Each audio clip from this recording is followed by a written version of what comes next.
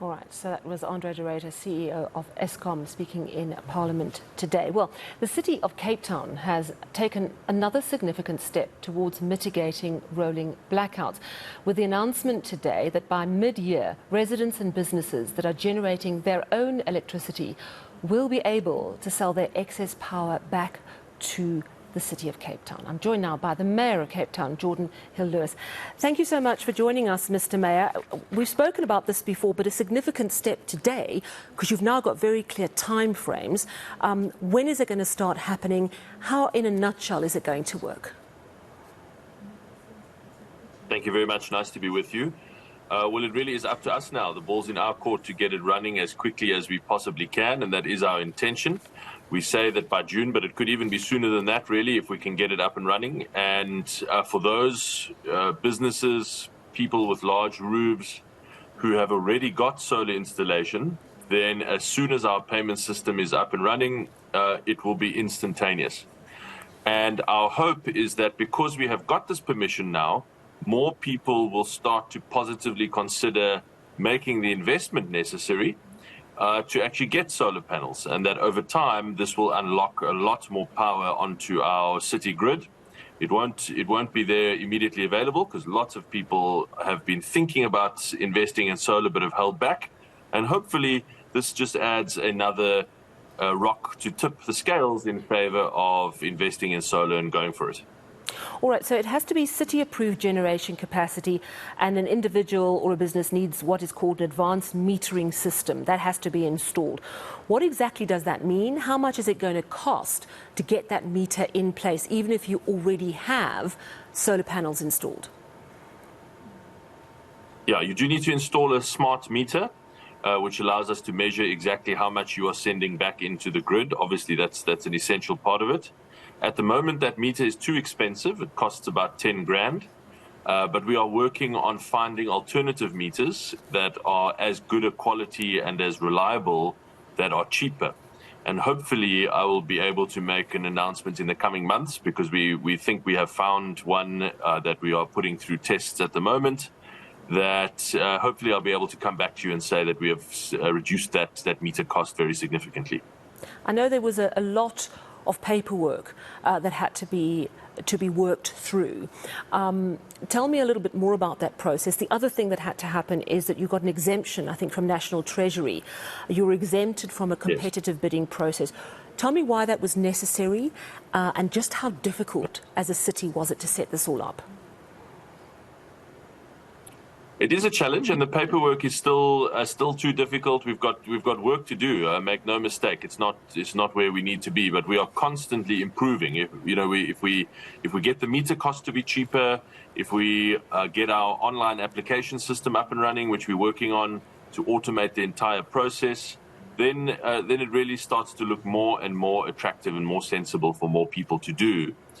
But the linchpin, the key starting point, was the exemption that we've now got, because the principle, and we can understand why this is that every single rand of public money has to be spent with a competitive tender process.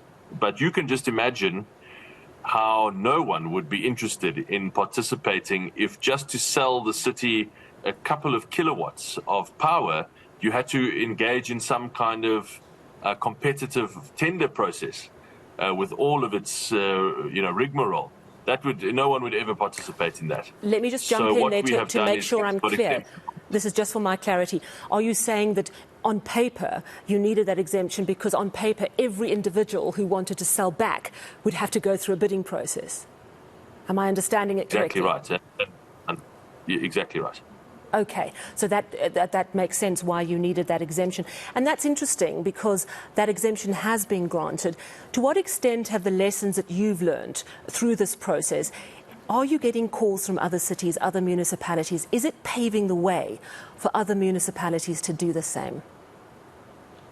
I really do think it is. I think that's an important point for stopping load shedding nationally.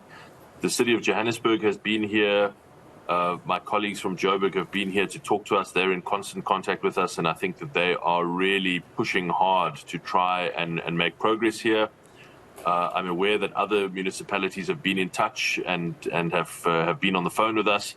They haven't yet been to visit, but they are most welcome. We'll take them. This is not about, we want South Africa to succeed. We want to finish load shedding as quickly as we possibly can.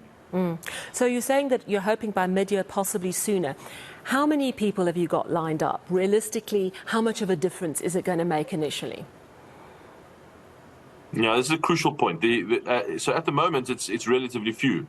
Several thousand at the most, and that is not going to make a major difference to load shedding, because remember that most of the power that people produce from their solar panels, they use for themselves. This is only the excess portion that we want them to feed back and get paid for. But again, this opens the way for a very exciting future where thousands, possibly tens of thousands of people have been waiting on the edge, thinking about whether they should invest in solar. And this, again, hopefully tips the scales in favor of doing so. So we really hope, we know that the future is going to be many thousands, many tens of thousands of people, all with their own solar systems. We hope that this starts that kind of revolution slowly. So how much can a person make? And I understand it's priced per kilowatt hour. Is that right? So what is the rate? So the NERSA approved feed-in tariff, the tariff at which you earn when you feed in, is about 79 cents a kilowatt hour, a unit. On top of that, Cape Town adds 25 cents per kilowatt unit, what we call an incentive tariff. That's to just make it slightly more attractive.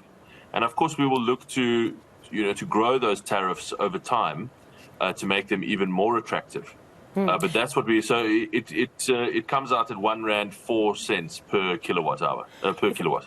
My understanding, I mean, that seems quite low. I know you've added in a bit to make it, to sweeten it, but am I right that we're paying at least R1.60 per kilowatt hour for our power at the moment? So that's quite a profit. Who makes that profit? Does the City of Cape Town make that profit? No, remember the time at which we are buying solar power is usually around midday. That's when most solar systems are producing in excess. Now, at midday, the pressure on the grid is very low.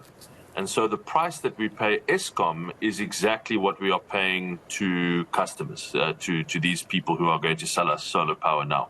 Okay. So in years ahead, this is where it gets really exciting. In years ahead, we can say, if you send us more power at, let's say, evening peak at 6 p.m., we'll pay you double or even triple that, because that's when we desperately need power. That's when the grid is under most pressure. But until we have that technological capability to do that, we have to charge it at the kind of midday peak sunshine rate, which is that rate. Okay. Let's talk about that long-term vision. When does the city estimate that you could get people off load shedding through this plan? We've set out a clear timeline of over the next 4 years to get to protection from stage 4 load shedding. As you may know, Cape Town already protects from one stage of load shedding all the time, and sometimes we can go so far as 2 stages of load shedding, but that's not all the time. And we want to get to stage 4 of load shedding protection over the next 4 years. 1 year's already gone, so 3 years remaining. And I think we're on track to do that. Unfortunately, there's no overnight solution. There's no load shedding switch here in my office, in the mayor's office. I wish there was, but it does take time. We have to get all of these projects connected to the grid and get all these payment systems working smoothly and up and running. But we are absolutely determined. Yeah, and I suppose it's a symbolically quite a neat little analogy in a way, that everyone making a little contribution through the system when it's fully up and running could make a really massive difference down the line. Thank you so much for explaining all of that to us. That was Cape Town Mayor Geordin Hill-Lewis saying that the city is going to be able to buy power back from individual homes and businesses that have solar, probably by as early as mid-year, if not sooner.